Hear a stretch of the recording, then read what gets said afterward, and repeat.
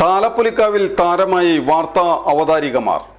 NABL accredited ലാബുകളുമായി സഹകരിച്ച് premium health ചെക്കപ്പുകൾ affordable നിരക്കിൽ ലഭ്യമാക്കുന്നു. കൂടാതെ ടെലിമെഡിസിൻ സൗകര്യവും. MHL smart labs.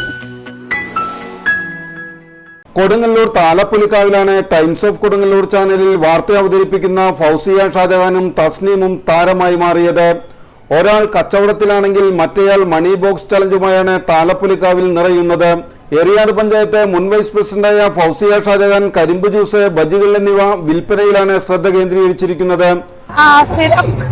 താലപ്പൊലി കച്ചവടക്കാരാണ് ഞങ്ങള്. ഇവിടെ മാത്രമല്ല, എല്ലാ സ്ഥലത്തും ഇതേപോലെ ഉത്സവ കച്ചവടങ്ങൾക്ക് പോകും. ഇവിടെ വാപ്പയാണ് സ്ഥിരമായിട്ട് ഇട്ടിരുന്നത്. ഇപ്പൊ എന്റെ കെട്ടിയവനാണത് നടത്തുന്നത്. ഞാനും എല്ലാ വർഷവും ഇവിടെ വന്ന് ഹെൽപ്പ് ചെയ്യാറുണ്ട്.